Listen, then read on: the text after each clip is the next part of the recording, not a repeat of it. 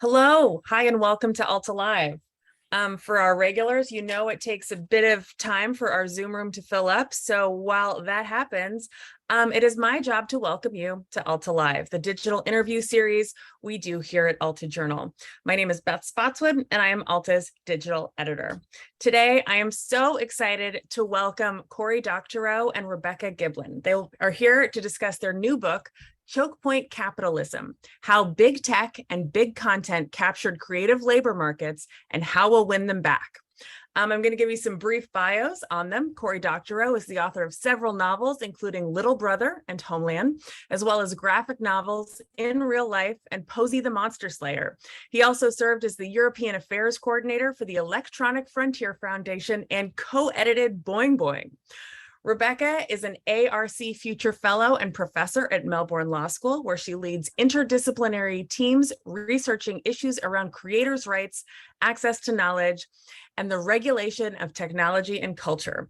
She is director of the Intellectual Property Research Institute of Australia and heads up the Authors' Interest and e-lending projects, as well as Untapped, the Australian Literary Heritage Project.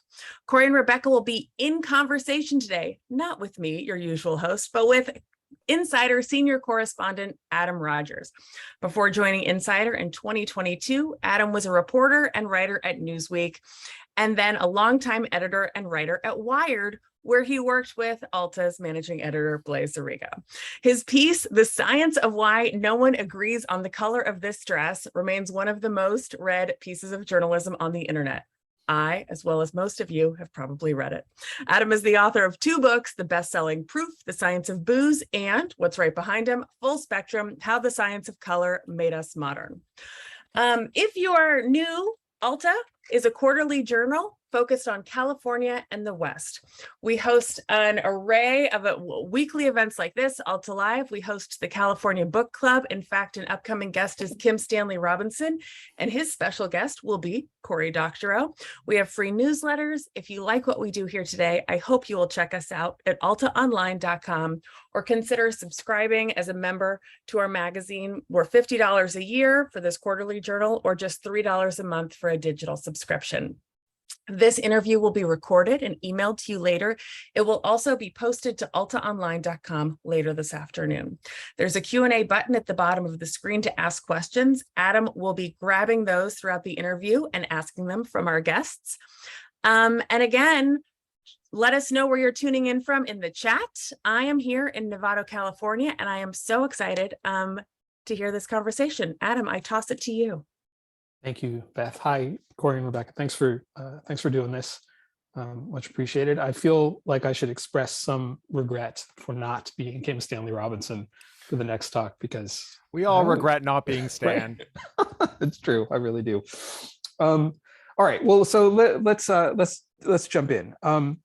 The theory of the book is to try to talk about the ways that kind of gatekeeping oligopolies use regulation and law and capitalism to extract value from creative work. And so before I ask more about that, let me just ask you in a kind of dunderheaded way, who are the gatekeepers we're talking about? Who are the oligopolies here that we're talking about? Well, you know, five major publishers, shortly to be four major studios, 3 labels that own 3 record music publishers, 1 cinema chain, 1 book distributor. You know, wherever you look, you find these markets. 1 major video streaming service, 1 major ebook and audiobook seller, 1 major print nationwide book chain. Everywhere you look, 2 comic book publishers. Everywhere you look, you find that all the labor is being corralled through a couple of pretty thoroughly manned choke points. So we would think about a writer like Kim Stanley Robinson, or a comic book writer like Grant Morrison, or a musician like Beyonce. All the sort of individuals who are the creators, the creatives who we might engage with, but they're all producing stuff that doesn't come right to us, but that goes through some other entities who then get it to us. That's the basic structure. I know it sounds dumb to say it out loud, but that's the kind of nature of the problem. Yeah. I think there's one little gloss you're missing, which is that it's very hard for them to shop around. Like, there's nothing wrong with the idea that the writer isn't like standing in the streets. Grew up in Toronto. There's a writer named Crad Kolodny who wrote these weird transgressive short story collections and literally stood on the street that said with a sign that said "Very famous Canadian author, buy my books." Right. That's the problem. Isn't that we're all not Crad Kolodny, right? The problem is that these are choke points. It's not like you have your choice. There's a buffet and you can play one off against the other. The point is that when there's like 3 companies in your sector, they all arrive on the same terms. And by an incredible coincidence, those terms are really good for them and very bad for you. But it doesn't look like, I'm not, this is a terrible Silicon Valley habit of playing devil's advocate, so I apologize in advance. But like, as a surface gloss, as you say, it does look sort of like we have all the books, all the music, all the movies. Granted, you got to subscribe to a bunch of streamers to get all those things, but they are there, they're available. So who is suffering here? I can actually feel like, in a way, I can with some effort get any piece of music, writing, comic book, movie, TV show, any of those pieces of creativity that I want to. Yeah. And on the consumer side at the moment, things can look pretty great, especially it's my first time back in the States since just before the world ended. And I'm seeing, how much people love Amazon Prime. Every package I've seen delivered in New York has Prime tape on it. But of course they do, right? It's a small annual fee. For that, you get all of that free shipping, like access to this extraordinary range of goods, not just creative works like books, but all kinds of things. You get, book rentals, video streaming. I was at Whole Foods and I discovered that you can return your packages there like very, very easily. And also, why don't you have some discounts on your groceries while you're at it? So on the consumer side, it can look really great. And, of course, instant access to almost the whole of the world's recorded music via streaming for a small monthly fee as well. That's terrific. Where we're seeing the problems really playing out is on the other side of these choke points. So people are pretty familiar with the concept of monopoly because we've got a board game for that, but less familiar with something called monopsony. And we think that's partly because, it's a horrible word. It's and oligopsony is even worse, which is technically what we're talking about. It's a lot of consonants right next to each I other. know. Yeah. And our readers made us take a bunch of versions of this out of our book, but we're going to try and make it sexy because this is a really, really important thing to understand. So a monopoly is where you've got a seller that has a lot of power over buyers. Okay, so that's Amazon in its dealings with consumers. But then sometimes you've got a buyer that's really powerful in its interactions with sellers. And here we can think about Amazon and the way in which it's dealing with book publishers and independent writers who want to get their titles onto Audible and things like that. Now, monopsony is particularly dangerous and difficult to respond to for a couple reasons. One of them is that it arises at way lower market concentrations. So a buyer who's even controls 10% of the market is able to really exert a lot of pressure on the sellers that come in. And so what we're seeing is that even on the consumer end, we've got all this wonderful access. What we're seeing is these powerful corporations who control access between creators and audiences. They are using that power to squeeze those creators and force them to accept an ever lessening share of the value that comes from their creative labor. Do you mean squeeze them, or does the influence come out in what they can create or what they get for creating? I think it's largely what they get for creating. And Cory, that story just this week about Amazon's term change with Twitch, that's a really great one to illustrate this. Sure. So, you'll know if you pay attention to Twitch that it's like the TV of the Gen Z, and that Amazon bought them in 2014. And they claimed at the time that there was going to be some great synergies. And it's kind of easy to see where that would come from because Twitch has these upfront costs that are maintaining the software. And then it has these variable costs that change based on how popular they are, which is the bandwidth. And if there's one thing Amazon's got a lot of, it's bandwidth, right? They run AWS, they're the back end for Netflix. And so they have this arrangement with the Twitch streamers where they take half the money the Twitch streamers make. It's a 50-50 split. That's a lot, but they have control of the audience, right? The audience is all there. Now it turns out that there are these secret deals with their A-listers that they cut where it was a 70-30 split. Still doesn't strike me as a great split, but there you go. 70-30 split with their A-listers. And then last week they made this announcement. They were like, God, we feel terrible that we've had this inequitous split where our A-listers are getting 70% and the rest of you poor slobs are getting 50%. And we're going to fix it. We're going to cut the A-listers pay to 50%.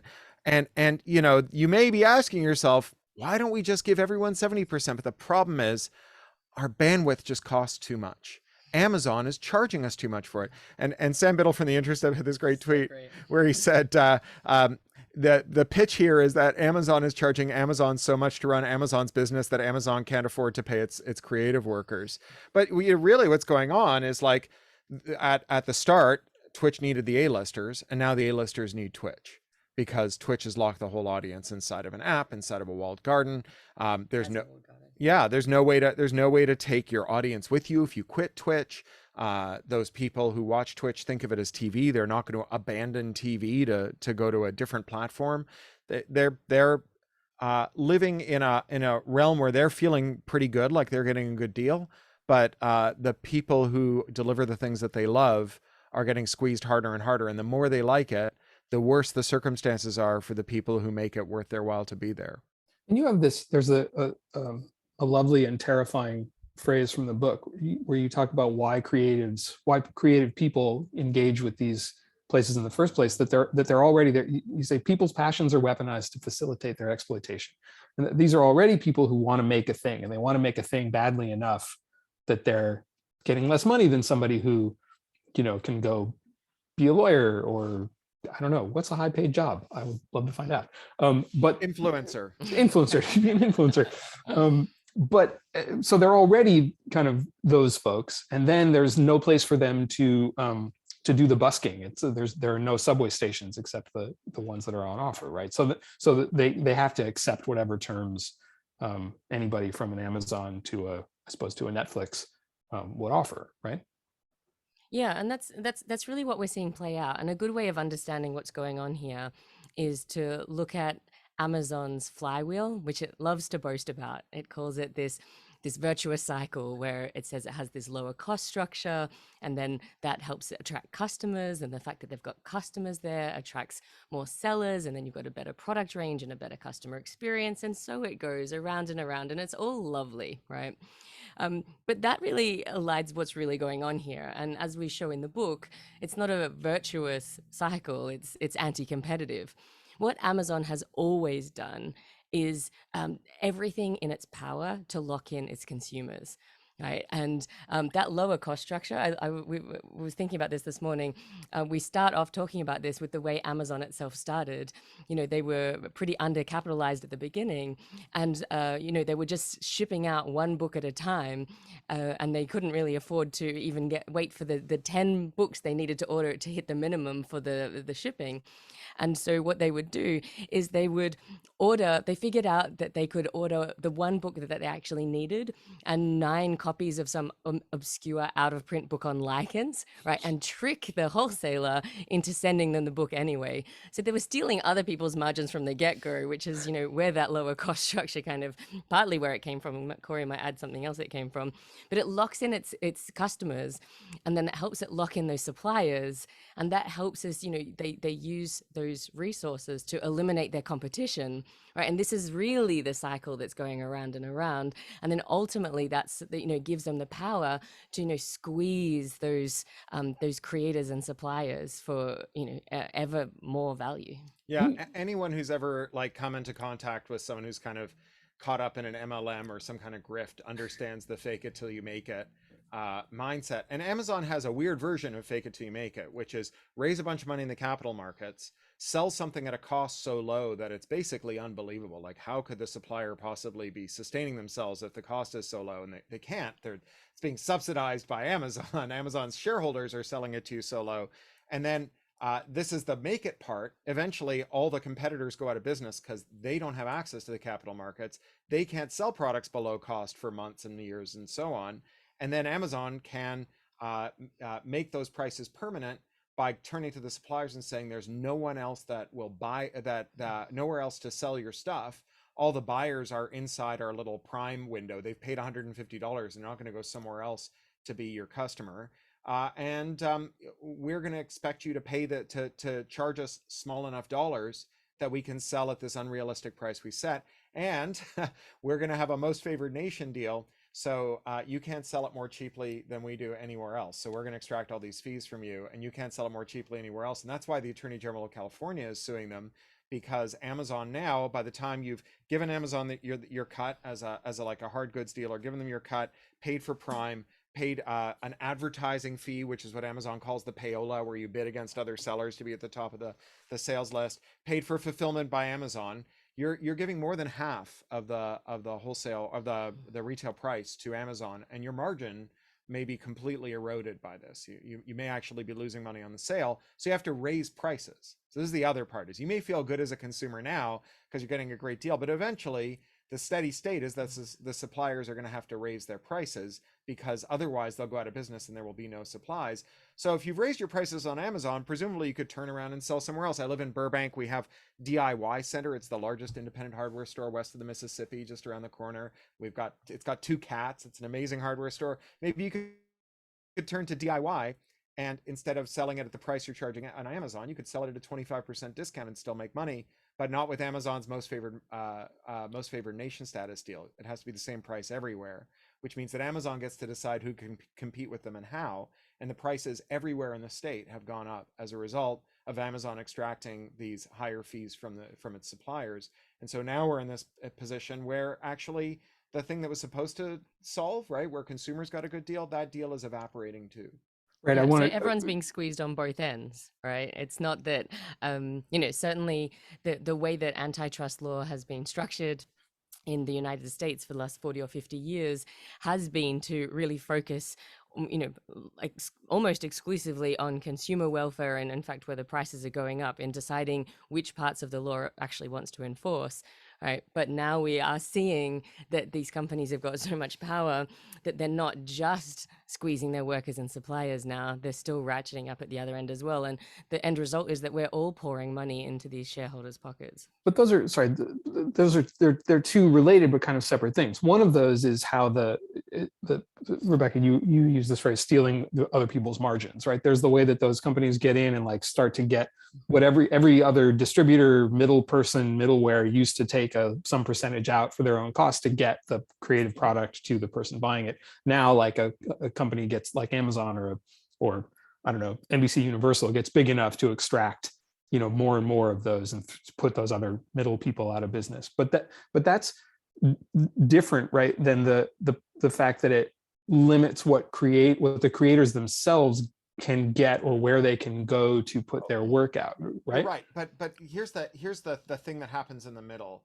is that over time, the people who survive the squeeze create their own little monopolies. And so that probably won't be individual creators, because we're not organized enough and the law is not on our side, but it's the intermediate organizations. So like at one point there was this big antitrust case because all the publishers got together to force Amazon to stop deep discounting their books, their new releases, so that they could only be sold on Amazon. Amazon was losing money on every book, and they got together to fix the price, which is like illegal under antitrust law. And they got, smacked around a lot by the DOJ, and said they would never do it again. But what they did instead is that Random House went out and bought Penguin, and now they're buying Simon and Schuster.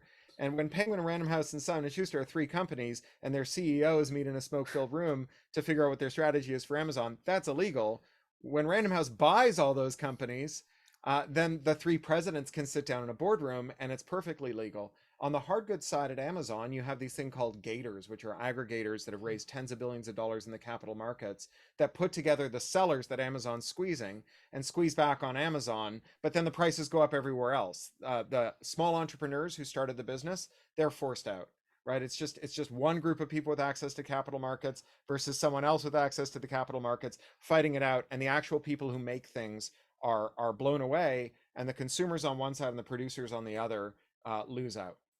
The argument that the argument that certainly we made when I first got to Wired, even 20 years ago or whatever it was, would have been that like as soon as an industry gets this bloated, as soon as you end up with 4 dinosaurs, with in charge of everything, that's the moment when the mammals can start scurrying between their feet, that the venture capitalists start giving money to entrepreneurs, that some startup can overturn, and disrupt these fields. And I guess I feel a little self-flagellatory at having kind of helped make that case, because clearly it doesn't happen. But maybe you can explain why it doesn't, why it hasn't. And I bet maybe part of the answer is going to be Instagram, or involve Instagram in some way. But you tell me, how come it doesn't work? So there's a bunch of things that have been happening. One of them has been, the tolerance and encouragement of mergers that Cory was just talking about has led to these giants who,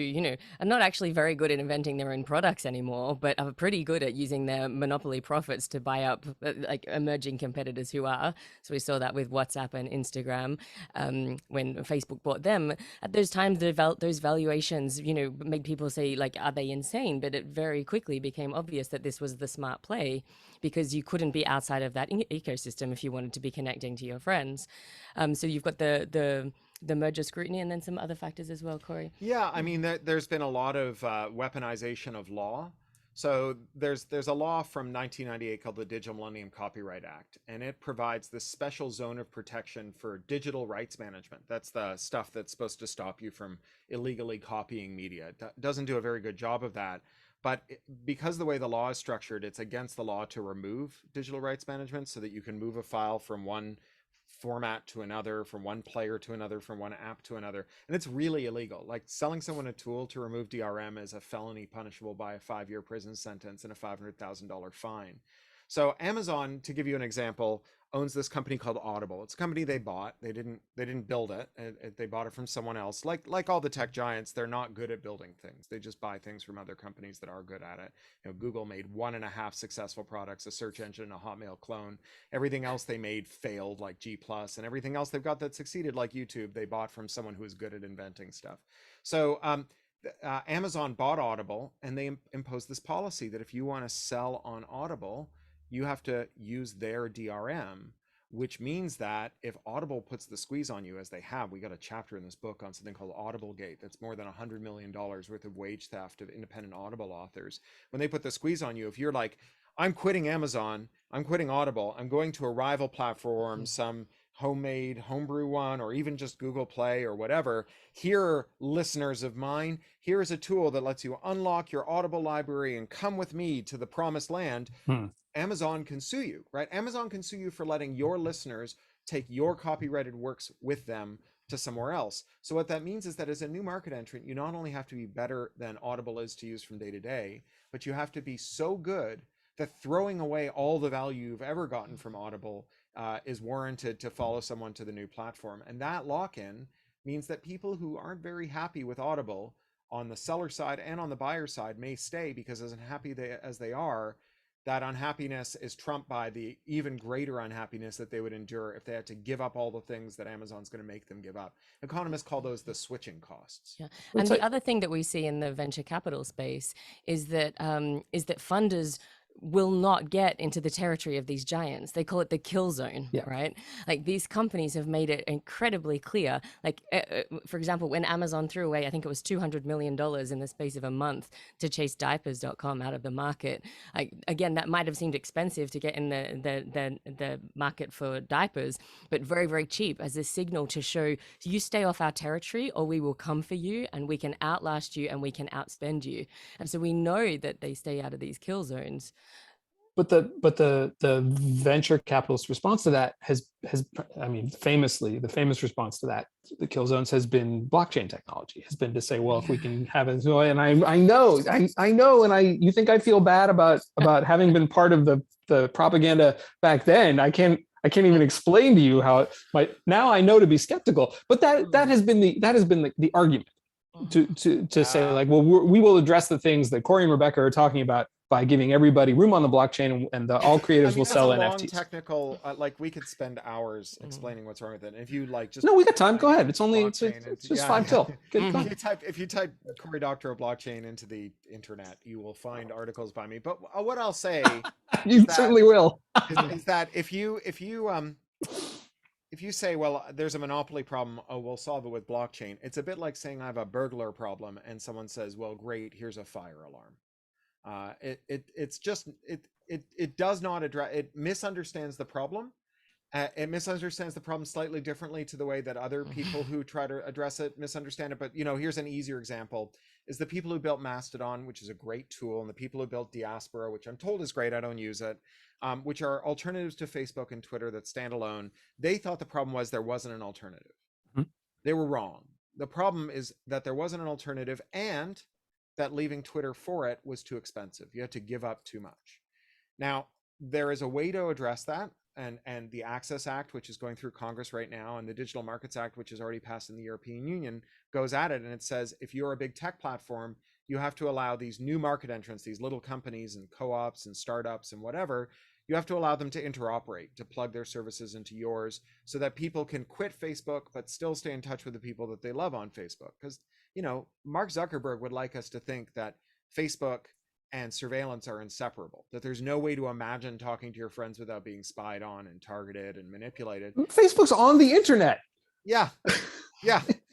It's a website. True. Yeah, it's just not true, right? And we know it's not true because in 2006, Facebook was the privacy forward alternative to MySpace, and they didn't spy on you. And so, the fact that they made that choice means that someone else could make a different choice, and all that's standing in the way is easing the path, right? It is just not realistic to assume that you and all the customers and all the communities and all the family members and all the friends that you have on Facebook are going to organize on Facebook that next Wednesday at 3:00, you're all going to go to a certain Diaspora instance and resign your Facebook accounts. It just doesn't work that way. This is the people not being old enough to remember when it became possible finally to have people on CompuServe email people on Prodigy, I suppose. Yeah. So we didn't get to talk about podcasting yet, and I want to talk about that, but there's a couple of questions from people who are watching that will let us get into some things that I didn't get to. So this is from the audience. What do you think creators can do now to win back access to their markets? What are some things available? What are things available to a creator individually that can help? Well, what we do in the first half of the book is we set out to tell you, we set out to persuade you that the problem is not that creators aren't working hard enough. It's not that they don't have enough copyright. The problem is this power imbalance that allows other people to scoop up more than their fair share. And then once we've made that case, and once you understand the problem as one of power imbalance, then the solution is to widen these choke points out. Right. And we know that there are some interventions that do work in response to monopsony power, and traditional antitrust remedies really don't. But things that do work are things like interventions that create countervailing producer power, so in the hands of workers and creators, directly regulating buyer power, and taking steps to encourage new entrants into the market. So those kinds of interoperability things that Cory was talking about are really important. Also, transparency rights are critical. One of my favorite stories in the book about this is around the con that Audible was pulling on the independent writers and small publishers who published their books onto Audible via its own platform called ACX. And one of the things the company was doing was, you might have seen this if you're a subscriber to Audible, that you get encouraged. Do you want to return this book? And it's no questions asked. There's been like a lot of encouragement to return the books. And even if you loved the book, even if you've read listened to the book the whole way through, and you've had it for 6 months or 9 months or a year, you were able to return that for a full credit. And those full credits were then the royalties were getting clawed back entirely from those independent authors and small publishers. Now, this was being hidden from them though, right? So you can see how Amazon was doing that to lock in its subscribers, okay? Because this is very attractive if you're a subscriber, and all Amazon really cares about is getting its monthly subscription and having you locked in there. It doesn't care about whether the authors are being paid fairly, but they knew that this was not cool. And so the only way that they were reporting this was through net sales. So if you're one of these independent authors, you might see that you sold 25 books, audiobooks today, okay? But actually you sold 50 audiobooks today, and 25 audiobooks that had previously been sold have been returned, and you've had those royalties clawed back from you without even knowing it was happening. And the only way these authors found out what was going on was that there was a data glitch, and 3 weeks of returns data all got processed in a single day. So the veil was lifted. These authors were able to, see what was going on. And, you can't fight an enemy if you don't know what it looks like, if you don't know what shape it has. And that allowed them to mobilize, led by an incredible campaigner and author called Susan May. They led this Audible Gate campaign, Amazon Audible must pay, and they actually managed to get real change. The other thing that kind of happened out of this is that one of the other authors, who was a former forensic accountant turned writer of forensic crime thrillers, They messed with the Colleen wrong Ross. person. Yeah. She was just like, hang on a minute, if they're doing this to us over the returns, what else are they doing? And she took her forensic eye to those royalty statements and the contracts, and she's saying, well, actually, hang on a minute. First of all, it looks like maybe they're not just completely gouging us on those returns, but maybe they're double counting them, right? And they're charging us for them twice. But also, like, if they were actually paying us royalties in the way the contracts say they need to pay us royalties, like this, the numbers don't make any sense. Like, it's actually impossible. And so that's why they're suggesting, when we ask them, well, how bad are we talking here? Between these different scams, they're talking about hundreds of millions of dollars. But, while they were able to get some change, through this campaign, Amazon is notoriously secretive in all of its aspects. And they were only able to get the amount of change that their pressure was able to exert. And so what we, could really benefit from when we're thinking about how do you build countervailing producer power, one of the things that you can do is an intervention like the European Union did in 2019, where it required member states to give artists and performers new transparency rights over how their works are being used, what revenues are coming in, and also, how their pay was being calculated and things like that. So that's the kind of intervention we can see outside of antitrust that will actually make a difference to how much money people get in their pockets. Do the platforms, this is a question from Blaise Zariga from Alta. Who's more important to them that they have to keep corralled? The kind of small scale creators or the giant tentpole types? Is it like me, 10,000 me's or one Beyonce? So I think that if you've ever been to a county fair, someone at the start of the day is going to win the giant teddy bear on the midway, and because it's a giant teddy bear, they're going to have to carry it around all day. And pretty much everyone else who plays the midway game because they saw the guy with the giant teddy bear. Joe Rogan getting $100 million from Spotify, he's a guy with a giant teddy bear, right? It gets everyone else in the door. Now, sometimes those people, those tentpole people, they're able to do some good. So it's a very complicated story, but basically Spotify and Universal had, all the labels had some shares in Spotify. They had agreed that some of the money from the IPO would go to their talent, but they agreed to do it in such a way that the talent wouldn't get any of the money. It would just be an accounting thing where they would just say, well, because of this terrible arrangement you already had, you owed us $1 zillion. Now you owe us $1 zillion minus the Spotify money. You still owe us money. Very big of them. Taylor Swift got courted to change labels, and she said, yeah, I will change labels, but my Spotify money has to come into my pocket, and you're gonna have to do that for everybody else at the label, which is great, but it's not a systemic solution.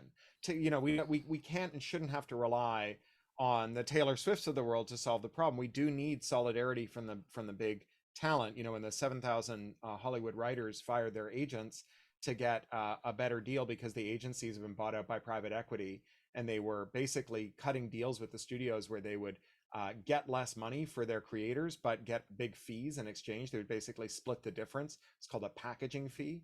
The big writers who had better deals than that, who were in good with CAA and the other big agencies, they could have just said, no, I don't want to go out on strike. It's only the little guys that are getting screwed, but they stuck together. That's what made the difference, right? It wasn't just the one of them demanding a better deal for the rest of them. It was all of them sticking together.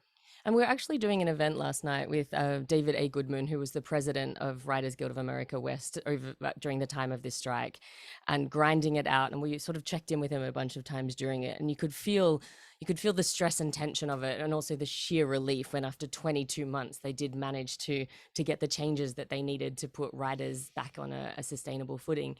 But like we see that kind of solidarity in other places as well, right? I love the story of these Uber drivers and Postmates delivery people who are some of the most vulnerable workers in our society, who get really mistreated, misclassified as independent contractors. But one of the things that those contracts do is they deprive them of access to justice. They take away the rights to class actions, and instead funnel these workers into private arbitrations instead. So they can't go to the courts because nobody can afford to bring a single action, because the remedy they're going to get is going to be massively outweighed by the cost of bringing it. But going into these commercial arbitrations, they're problematic because they're not in the judicial system, they're administrative.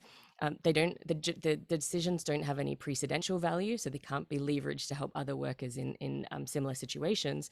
But also we know that the arbitrators who are paid by the big corporations, we know from the evidence that they put a bit of a thumb on the scale in favor of the people that actually pay the bills for some reason. So it results in worse outcomes. So faced with this, a system where it looks like maybe you've got no way out, tens of thousands of Uber delivery drivers and then a bunch of delivery people from these other platforms coordinated to all bring these private arbitration actions. Oh, might have suffering from the Burbank ISP that Cory mentioned. Beth, are you do you have them frozen as well? I do. Hold on. Let's give them a second to come back. Here they There we go. are. That's all right. Thank Problem you. solved. Sorry about that. So I was talking about this amazing jujitsu that it's with the delivery drivers all coordinating to bring tens of thousands of commercial arbitrations at the same time. And while it's far cheaper to defend one commercial arbitration action than a class action, it is way more expensive to defend tens of thousands of them than it is to just pay your workers fairly. And so they had to pay out, Uber alone, almost $150 million in response to this. And so one of the things David was talking about last night, when in the context of their strike against the talent agencies, is that they came to realize that they'd given these agencies more power than they actually had. They had believed that the agencies had power over them. They'd given up that power. And then they realized that and they took it back. And these Uber drivers, even less powerful, they realized it too. And this is something that we can all do if we realize that we've got a common cause and we mobilize around it. And we can, tell these corporations, actually, you don't have power over us when we mobilize together. I'm perfectly happy to have as an idea to go out on, the idea that collective action can somehow triumph over the choke points and rentiers in the system. That seems like a really good place to stop. Thanks, Adam. Thank you so much. Thanks, Thank you. Alta. Appreciate it. Thanks, Beth.